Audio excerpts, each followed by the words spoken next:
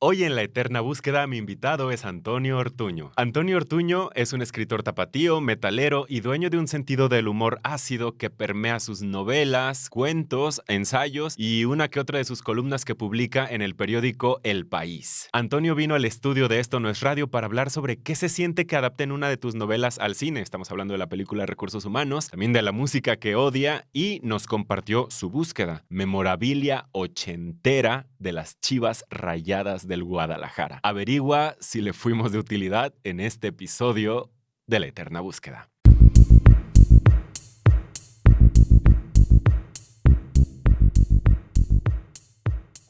Bienvenidos a La Eterna Búsqueda. Hoy tengo de invitado a Antonio Ortuño. Voy a dejar que él se presente. Hola.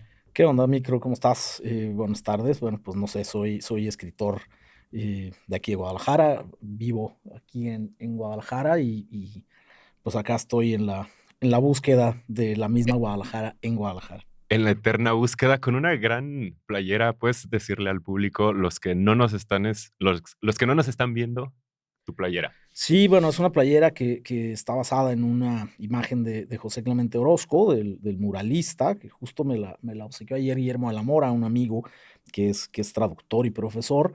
Y bueno, pues es un diseño que intervino el pintor Enrique Oros, ¿no? Entonces, bueno, pues anda Guillermo con este proyecto de las playeras ahora y bueno, pues me obsequió una y aquí ando muy, muy girito con ella, estrenando.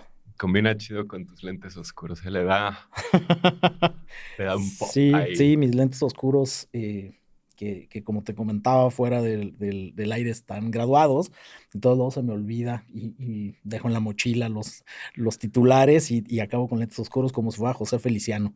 Pero bueno, tan cómodos y veo bien. Sí, oye, esta es la tercera vez que estamos en el mismo espacio, en el sentido de que es nuestra tercera entrevista, vaya. O sea, me acuerdo que la primera entrevista que te hice fue como en el 2011 y luego antes de que te fueras a Alemania, por ahí finales de 2018, y ahora esta, ¿no? Fui a tu casa en 2018 y ahora pues tú estás aquí en esta casa. Bienvenido. Y quiero abrir con este asunto, pues ya ves, el podcast se llama La Eterna Búsqueda y hay una anécdota que no hemos compartido de, no tanto de cuando trabajábamos en el mismo espacio, pero sí sobre el espacio donde llegamos a trabajar, ¿no? Sí, claro, pues Micro y yo coincidimos en el periódico que se llamaba Público y que luego se llamó Milenio Jalisco, cuando lo adquirió el grupo Milenio. Yo trabajé ahí durante 10 años y pues Micro llegó a trabajar pues justo en la etapa en la que yo me iba del periódico, ¿no? Ya estando fuera, el periódico actualizó su sitio web para unirlo a los del resto del grupo, entonces el viejo archivo quedó fuera de línea. Y pues yo hablé con Micro, que estaba en la redacción, para decirle, oye, pues consígueme mi material, mis archivos, mis PDFs, para que no se pierda en la noche de los tiempos, ya que el sitio web solo va a tener las cosas generadas ya bajo el nombre de Milenio Jalisco. Y bueno, pues el Micro hizo ahí una labor de zapa y de búsqueda, pues me consiguió todos mis PDFs y gracias a eso está mi archivo que descansa ahí en la nube con todo lo que he publicado, pues actualizado, cosa que te sigo agradeciendo mucho después de tantos años, porque bueno, pues fueron 10 años de publicaciones, Wow. era muchísimo material, muchísimo, Columnas y sí, claro, columnas, reportajes, reportajes, crónicas. entrevistas, crónicas, entrevistas, no sé, a Fernando El Paso, Oh, wow. a Emanuel Carballo Padre, a un montón de gente, pues, importante y que ya ha fallecido y que para mí era, pues, necesario tener ese archivo. Así que, bueno, pues, gracias a tu búsqueda no tuve que irme ahí a la pública del estado, ¿no? Pero, A pues, a ¿sabes? Lo, buscar los microfilmes. lo que está chistoso de eso es que cuando tú me cuentas eso, yo no me acordaba. Es como una memoria ahí rara, ¿no? Y porque aparte, yo me acordaría de las cosas buenas que he hecho por alguien. Bueno, no sé, quiero pensar que has hecho tantas cosas buenas por No la sé, gente que no sé. que esta fue solo una más, pero bueno, la verdad es que sí fue un buen paro. Sí, fue un buen paro y está bien chistoso porque ese archivo de esta transición que estaba pasando de público a público milenio, yo me acuerdo que había una sala donde tú entrabas y consultabas todo lo que había, pero pues realmente no estaba como muy bien, no había un archivista para empezar, ¿no?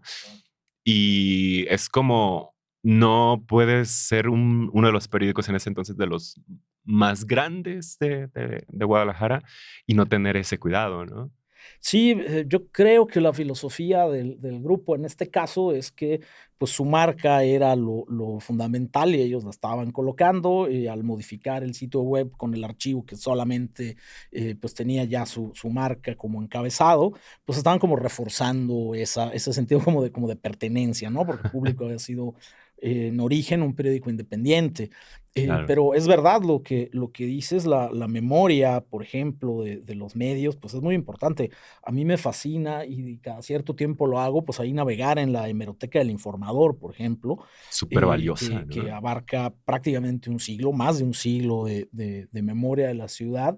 Y luego encuentra uno cosas rarísimas, ¿no? En alguna ocasión, yo buscando algo de mi hermano Ángel, que falleció, terminé encontrando que mi padre, que siempre ha sido aficionado a los Pumas, pero en los 70 firmó, no sé por qué, un desplegado en el que los aficionados del Atlas, supongo desesperados por los malos resultados de su equipo en aquel momento, pues pedían como cambios a la directiva, etcétera. Wow. No sé por qué mi padre estuvo inmiscuido en eso, jamás escuché que tuviera un pelo de atlista, pero bueno, pues ahí apareció y el Informador da cuenta de que ahí estaba, no creo que haya un homónimo exacto con sus 2 apellidos, y además su título nobiliario de ingeniero, Claro. pues firmando desplegados, ¿no? ¿Lo consiguieron, esa causa? La verdad es que no tengo idea, pero yo estaba muy ocupado naciendo. Esto pasó a finales de los años 70.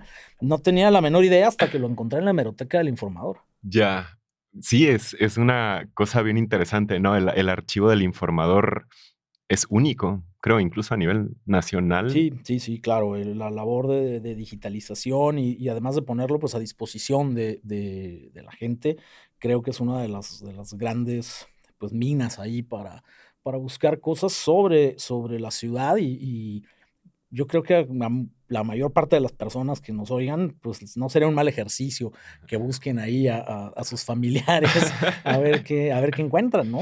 Sí, de hecho, para un episodio de Esto no es radio de la segunda temporada, el episodio de la niña del Capitán O'Flynn sobre una niña que viaja con un exactor de Hollywood y se quedan a la deriva porque muere el exactor. Muchas notas, muchos datos los encontré en la hemeroteca de El Info. Oye, y este año pues has estado ocupado.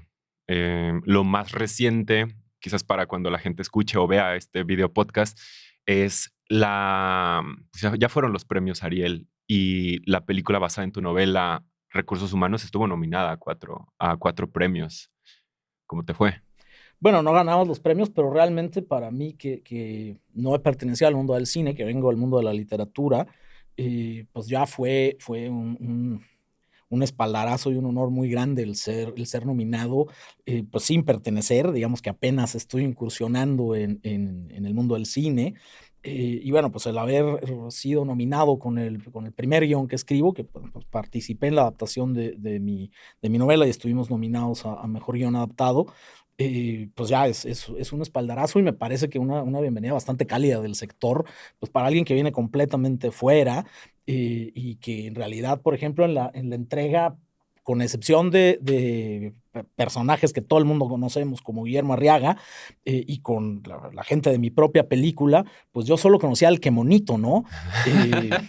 No a la inmensa mayoría de los que estaban ahí, que bueno, pues es gente de cine que le ha dedicado pues toda su vida a eso, gente de sonido, de efectos, de fotografía, desde luego los colegas guionistas, gente muy, muy especializada. Entonces, pues desde luego el que con un primer trabajo acabe uno nominado, pues ya me vuela la cabeza y es mucho más allá de lo que yo hubiera esperado, ¿no? Entonces, la verdad es que para mí fue un día felicísimo y pues la pasé muy bien y además conocí a Qué Monito. ¿Lo estabas buscando? O sea, no conocer a qué bonito, pero buscar. O sea, yo he escrito todas mis obras pensando en algún momento en encontrarme a Qué Monito.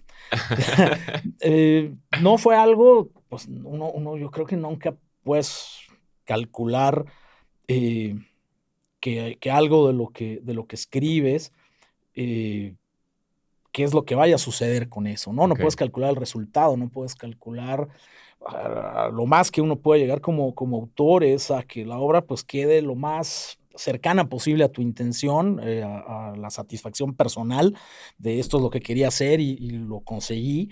Pero las reacciones pues ya no te pertenecen, ¿no? Eso ya Claro. le pertenece a los espectadores, a los lectores en su caso, el decidir qué hacen con eso, ¿no? Y si tenías como cierta incertidumbre de que, por ejemplo, pues no muchas veces las adaptaciones de novelas son exitosas, ¿no?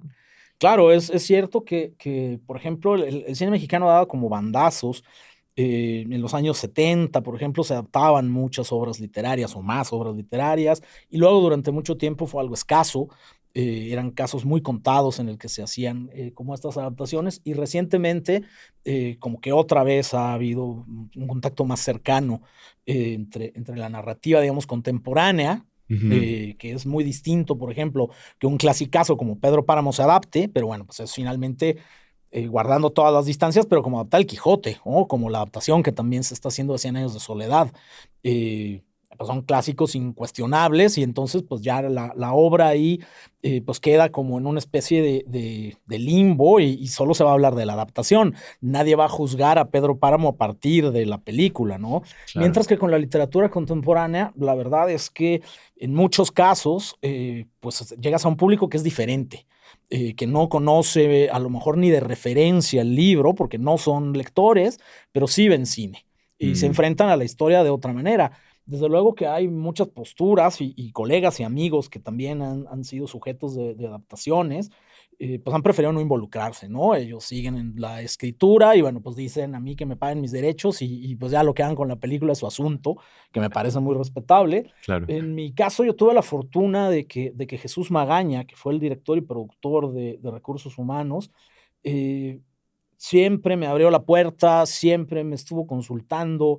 Él comenzó, digamos, con el proyecto de adaptación, él hizo como los primeros tratamientos junto con Fernando Alrazo, con quien ha trabajado muchas veces en otros proyectos, y me fueron como integrando, preguntándome, mostrándome el material, hablábamos, hasta que se llegó a la adaptación que se utilizó ya en el rodaje y en la que sí participé, pues ya como parte del equipo, ¿no?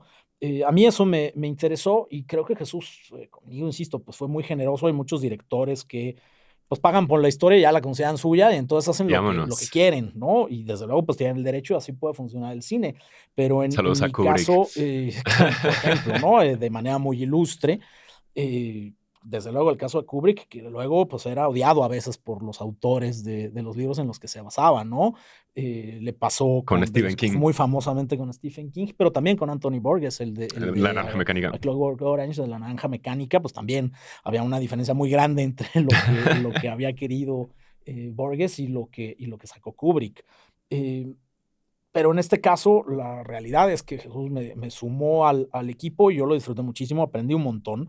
Y sí fue algo que me entusiasmó. Entonces, de alguna manera, pues sí es muy distinto el que digas, hicieron una película basada en mi libro, pero pues la hicieron ellos allá, o entre formar parte del equipo, ¿no? Sí, muy Porque distinto. además, pues claro que el cine finalmente se hace de manera colectiva y se consume en general de manera colectiva.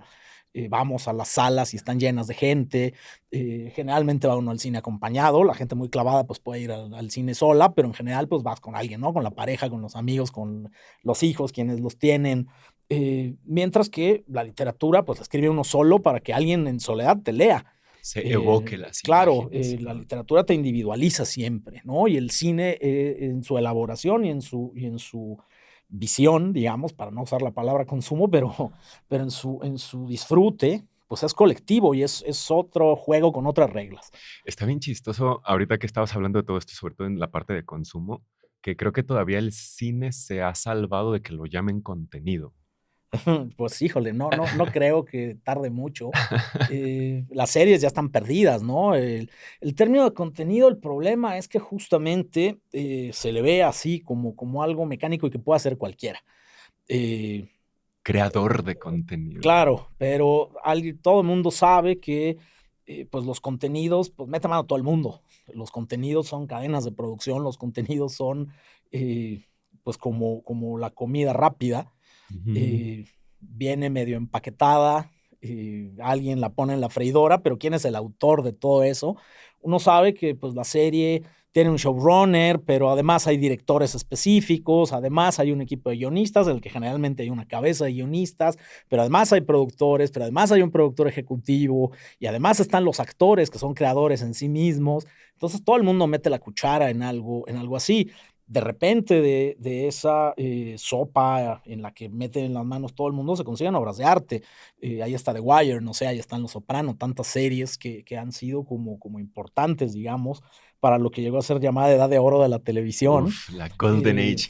¿Ya viste, claro, por cierto, el docu sobre el que creó The Wire? No, no The Wire, Los Los Soprano. Soprano, Ajá. me lo han recomendado, pero no lo he visto. O sea, tengo como cierta renuencia a la autoglorificación de los medios por sí mismos. Tampoco vi la serie de cómo se produjo El Padrino. Ah, Eh, eso no lo he visto tampoco. Sino a veces, bueno, ya hay una glorificación además a cortísimo plazo, ¿no? Ahora ya hay series de cómo se creó Spotify, de cómo se creó WeWork, de cómo se creó, El docu de Rafa claro, Márquez, ¿no? claro, el contenido, digamos, que se glorifica a sí mismo. Ajá. Y de la novela, digo, pasando a temas también de glorificación a sí mismo, que es parte de un poco la premisa de la Armada Invencible, ¿no? De que fueron jóvenes este grupo de chavos que tenían su banda de metal y que por alguna razón lo dejan y luego quieren volver como buscar estas viejas glorias. Sí, el tema con la Armada, y que yo lo he hablado en muchas ocasiones, creo que yo quería que la Armada, que finalmente es una novela carnavalesca y es una comedia, pero tiene una especie de segundo plano en el que es una novela bastante melancólica, no nostálgica, sino melancólica, pero me parece que los personajes no extrañan el pasado, no existe esta nostalgia del pasado porque el pasado les iba peor, es decir, muchos de ellos están objetivamente mejor en el presente de la novela que en el pasado, es decir, tienen más dinero, ya hicieron como sus vidas, aunque están atravesando una crisis, pero ya tienen cosas construidas. Sin embargo, añoran un poco, y lo que extrañan en realidad no es algo que sucedió, sino una suerte de pasado potencial, ¿no? Quienes podrían haber sido Wow. si no hubieran tomado otro camino, si no se ¿Quiénes hubieran ido podrían haber sido por otra vía, ¿no? si no tuvieran una casa, Por hijos? supuesto, extrañan lo que no fueron.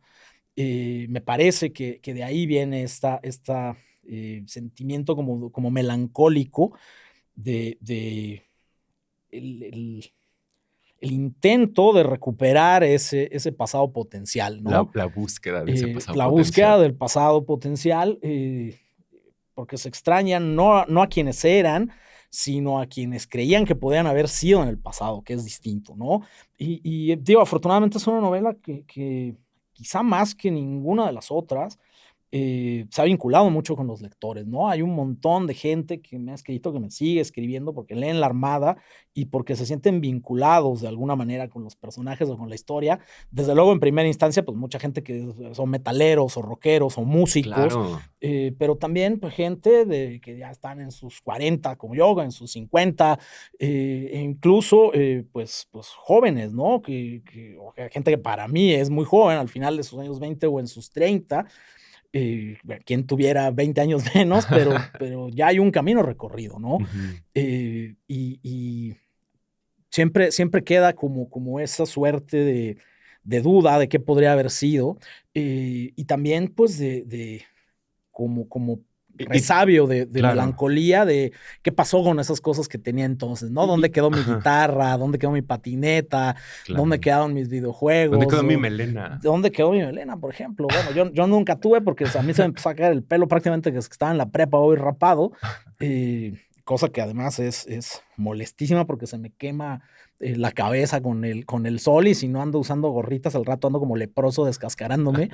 Pero claro, hay gente que extraña eso, ¿no? La melena, la condición física, la piel tersa, un Como montón de dicen cosas que, ahora, el pues, que colágeno, pierden. ¿no? Sí, por Perder el ejemplo. colágeno. Oye, y esto que dices, quizás también que ha generado como una comunidad distinta a tus anteriores novelas, tiene que ver con que la relevancia del rock como fenómeno cultural, pues va de salida en cierta forma, o no de salida, pero ya está en un segundo o tercer plano. Quizás hay Claro, ya el rock en este momento yo lo veo un poco como cuando yo era joven, veía el jazz, ¿no? Como algo de gente muy especializada, eh, que de alguna manera está escenificando un rito, pero que de alguna forma se siente como que el fuego de eso ya pasó. Yo tengo esa sensación con el rock y la verdad es que yo sigo escuchando música nueva y alguna es muy buena, pero es cierto que la trascendencia de esa música ya es muy distinta, ¿no? Y en muchas ocasiones también el espíritu con el que se hace esa música. Sería muy complicado como poder hacer una sociología completa y descifrar en este momento con todas las claves lo que ha pasado con el rock, pero sí es cierto que ocupa un espacio cultural muy distinto. Lo único que yo podría decir es que una comunidad como Guadalajara, cuando yo era chavo, era minoritario. Cuando fui creciendo siguió siendo minoritario y ahora es minoritario diagonal invisible. O sea, jamás hubo una sociedad dominada por el rock, al menos en esta, no sucedía, ¿no? Yo estuve en un montón de escuelas públicas y cuando yo estaba en la secundaria había otro compañero aparte de mí al que le gustaba el rock. En la prepa en la que iba más gente, pues sí, había una pequeña comunidad, pero la mayor parte de la gente en mis tiempos de preparatoria lo que era Luis Miguel, ¿sabes? Había mucha más gente Uno que otro que escuchando Soda escuchaba. Stereo. Claro, pero éramos los menos. Ujú. Quizá en ciertos sectores sociales llegó a ser mayoritario, pero lo mismo. Estamos hablando de, no sé, la clase media alta o algo por el estilo, y eso pues se fue perdiendo también. Y en Entonces, minoritario siempre ha sido. y en la generación en la que estabas, está bien interesante porque era como cuando todavía no pegaba la banda y lo ranchero, ¿no? Sí, claro, todavía había una suerte de predominio del pop onda Televisa, más bien, Ya. que era lo que pasaba en los medios masivos. O sea, las estaciones de música pues, ranchera eran pues, especializadas en la radio, aunque sí empezaba, entonces se llamaba onda grupera, y sí había pues, grupos que eran muy populares, ¿no? Desde luego los Tigres del Norte, Bronco, los Temerarios y cosas por el estilo, que yo tuve que sufrir en los camiones camino a la escuela. A mí luego la gente me dice, ay, no, pero en serio, no te gusta ni una, pues no. Y lo que me trae en la memoria es ir en el camión y conseguirme audífonos lo más rápidamente que pude para no oírlo. Sencillamente no, por muchos motivos, tanto de elección particular como de educación familiar, pues jamás tuve contacto con eso. En mi caso habría sido artificial y una cosa casi como de condescendencia ridícula. El obligarme a mí mismo a que me gustara eso que no me gustaba, como tampoco me gustaba el pop de Televisa, pues. Pero yo crecí en una familia en donde mi mamá trabajaba todo el día y mis hermanos oían rock. No, pues Entonces, te fue oía bien. eso o oía eso nada más, ¿no? Entonces, me acuerdo, platicar de esto contigo, me acuerdo de la entrevista que tuvimos hace como 6 años, que me decías, yo ya no quiero escuchar música nueva, estoy a gusto con... Sigues en esa colina. Sigo en esa colina, pero incluso te podría decir que cada vez escucho más música antigua. Como Eh, que más antiguo hasta dónde te estás yendo. Mira, yo creo que una de las principales diferencias de cuando platicamos hace años ahora, por ejemplo, es que me he puesto a escuchar mucho rock de los 60, con el que no me formé y que me resultaba como lejano, era así como lo que oía mi tía, ¿sabes? Incluso, bueno, pues mi tía falleció, yo heredé sus vinilos y entre ellos varios de los Beatles, por ejemplo. Ahora soy bastante fan de los Beatles, no en onda bitlemanía, ni van a sustituir en mi corazón a The Clash, ni nada por el estilo, pero como búsqueda y como aprendizaje musical, pues son fascinantes, ¿no? Y he oído más, aunque sí, sin ser un gran fan, pero a los Stones, por ejemplo, de Who ya los escuchaba, pero los he oído mucho más. Esto por hablar como de los grandes dinosaurios visibles, ¿no? Pero bueno, pues también hay gente eh, no sé, el Velvet Underground, como Lou Reed, otra serie de proyectos de música de los años 60 y también el blues, ¿no? Incluso blues muy viejo, que lo escucho y me sigue admirando tanto la creatividad de gente que grababa a veces prácticamente sin instrumentos, que tocaban con cables, con alambres y con lo que se les atravesara, con guitarras, que estaban ahí en la cabina donde grababan y que no eran la suya una creatividad y una habilidad enormes, pero además una producción muy distinta, ¿no? Los medios de producción, claro que importan, y me parece que al margen de que nos guste más o menos, la mayor parte de la música contemporánea se produce con la misma manera, con los mismos trucos, y suena muy homogénea. Y la música vieja no tiene ese problema, ¿no? Porque se grababa con otros códigos. A veces uno quisiera que resaltaran más ciertos aspectos del sonido, pero también te enamoras de ese sonido, pues, distinto. Y en realidad, insisto, yo voy para atrás y muy felizmente, porque cada vez que me ponen música nueva digo, qué barbaridad. Pero tus hijas escuchan música nueva. Mis hijos son muy metaleros. Huh. Son increíblemente metaleros, incluso escuchan cosas más radicales de las que yo escucho. Yo realmente no escucho mucho black metal Así ni de que mucho death black metal noruego Sí. de una villa. Sí, ese tipo de cosas les gustan. Y no son nada de escuchar pop o muy poco. ¿Y eso crees que fue por, o sea, puede que sí una influencia muy clara, pero hay hijos, hijas que escuchan a sus papás y su música y se apestan y buscan su propio sonido, ¿no? Claro, no sé, desde luego yo creo que tiene que ver con el talante de cada persona. Ellos no escuchan exactamente los que yo escucho. A lo mejor mi hija, la pequeña, sí compartimos como más gustos directos, porque, por ejemplo, le gustan mucho bandas como Alice in Chains, como Soundgarden, que esos son de mis bandas favoritas. Pero el grande, pues sí, exacto, escucha black metal nórdico y demás, y cosas que yo he escuchado muy poco y que no suelo, pues, hacer como lo más Así de que normal Gorgoroth, ¿no? Es en mis bandas así playlists, ¿no? Sí. de Eh, pero a la vez, pues, se han abierto a escuchar cosas que yo no escucho, pero no sé, por ejemplo, hip hop, ¿no? Ajá. Eh, yo nunca he sido un gran escucha de hip hop, es decir, hay algo ahí como casi, diría yo, orgánico, que me ha alejado del hip hop, o sea, lo escucho y no llama mi atención, aunque hay cosas que reconozco que me parece que están muy bien hechas, pero no es algo que cuando yo quiero oír música lo ponga, ¿no? Mm. Y a ellos les interesa más, ¿no? Incluso con un cierto criterio histórico, porque no sé, escuchan cosas del Wu-Tang Clan o cosas así Ah, mira. que Pues para van mí a los no han clásicos. sido como cercanos. Pero sí tenemos como buena relación, digamos, a escala musical. Y también yo insisto en que hay mucho ahí como de tradición familiar siempre en el gusto por las artes. Si tú estás en una casa en donde se lee, es más fácil que seas lector. Si no se lee, pues es un esfuerzo grande de la gente que viene de familias que no eran lectoras para empezar a leer. O sea, tiene que quemar muchas etapas, hacer un esfuerzo importante para romper esa inercia y convertirse él en la persona que lee, ¿no? Y creo que con la música pasa lo mismo, es decir, pues si tus padres cada vez que toman una chela ponen a Chente y beben chela todos los días y creces escuchando a Chente, pues va a pasar a formar parte de tu soundtrack, digamos, particular, y pues va a tener un lugar en tu corazón Chente independientemente de cuál sea tu cosmovisión del universo. En mi caso eso no sucedió y en el caso de mis hijos tampoco porque yo oía eso. Yo no oía jamás eso, ni su madre que en paz descanse tampoco oía ese tipo de cosas, aunque oíamos distinto tipo de rock, pero pues oíamos rock los dos, entonces pues eso forma. Y son distintas bases a partir de las cuales interpretar el resto de la música, ¿no? Porque te relacionas sentimentalmente con otras cosas. Cuando mis hijos hablan de su infancia temprana, pues se acuerdan de cosas así como oír a los Ramones o a los Misfits en casa. No sé, ¿no? A Tatiana. Ya. Oye, y pasando a una búsqueda que nos compartiste aquí con el show La Eterna Búsqueda, se me hizo bien, bien chistoso. A ver, dinos qué estás buscando actualmente, material.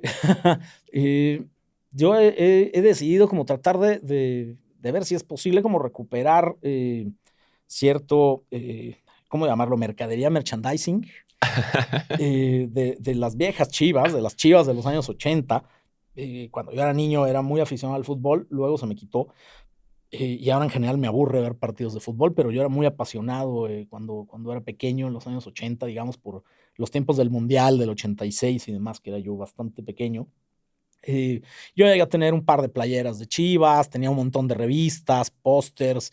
Llegué a tener un póster que me autografió las Chivas campeones del 86-87, todo el equipo, hasta los Las de Alberto entrenadores Guerra, y ¿no? todos, hasta Alberto Guerra, desde luego, el entrenador. Pero un amigo mío estaba en la escuela de las Chivas, entonces, pues un día al año iban las Chivas con ellos, entonces, bueno, o a ellos los llevaban a ver a las Chivas. El caso es que me consiguió los autógrafos, tenía chivitas de plástico, un llaverito. Desde luego eran tiempos en el que el merchandising era muchísimo menos organizado y muchísimo menos controlado de lo que se fue convirtiendo. Sí, por los asuntos de propiedad intelectual, ¿no? Sí, Que por te supuesto, persiguen ahora. y claro, entonces cualquiera podía hacer una chiva y venderla, ¿no? En este momento está obviamente muy controlado, hay tiendas específicas y demás, pues son las cosas que todo el mundo tiene, y a fin de cuentas, pues las Chivas de mi corazón y de mi recuerdo, pues son esas Chivas ochenteras, no tanto las posteriores.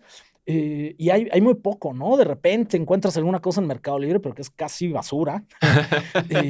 Y no sé, yo tenía una playera que quise un montón, que tenía había un diseñito como de una cara de chiva, ¿sabes? Ajá. Con sus cuernitos y demás, medio lineal, que luego como que desapareció y luego medio la han retomado en algunas cachuchas y demás. Pues yo tenía Claro. esa playera que llegó a ser como la suplente de Chivas, una playera blanca con una chiva azul.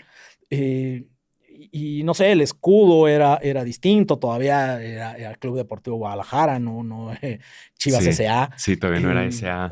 Hay pues diferencias y bueno, pues cualquier cosa que pueda encontrar de eso, pues para mí sería un tesoro, ¿no? Porque además, insisto, yo llegué a tener una colección muy grande, pero mi hermano Ángel también, que en la gloria de Motorhead era profundamente antifutbolero, detestaba el fútbol, entonces, pues como sorpresa, una vez que yo me fui de vacaciones con mi mamá, cuando regresé había tirado toda la basura. Mis pósters autografiados, mis No. revistas, tenía autógrafos yo hasta de la gente del campeonísimo, ¿sabes? Que ya son irrecuperables. Todo lo metió en una serie de bolsas y lo tiró a la basura para intentarme curar de ¿Y qué hiciste eh, tú? pues deprimirme. ¿Qué iba a hacer? Ya era imposible, el camión de la basura había pasado días antes, todo se había No. perdido, entonces, bueno, Pero, pues no sé, pues, fuiste el supongo tesoro de que alguien más, me imagino. me ¿Alguien imagino más en que el si alguien se lo carretón? encontró, pues, y lo encontró todo reunido, pues puede haber sido bastante feliz. Si esa persona está ahí y le llegó un tesoro a la basura, pues que sepa ¿Te que era mío, imaginas? que me regrese algo, ¿no? Aunque sea una pequeña chivita de plástico que tenía yo, que me la regalaron desde pequeñito. Y tuve esa chiva, pues como unos 15 años hasta que mi hermano decidió tirarla a la basura. Wow, te Entonces, dijo, cualquier no, no, cosa que no, ese encuentre mal yo de vamos las chivas curándolo. ochenteras, pues para mí sería un pequeño tesoro, ¿no? Ojalá y el público de la eterna búsqueda nos ayude. Nos dieron algunas respuestas, no tantas. Yo esperaba más. No revelé la identidad de la persona que estaba buscando eso, pero bueno, ahora lo saben. Pues, preséntate y di que estás buscando. Pues sí, busco memorabilia de las Chivas de los años 80 y pues soy Antonio Ortuño, ¿no?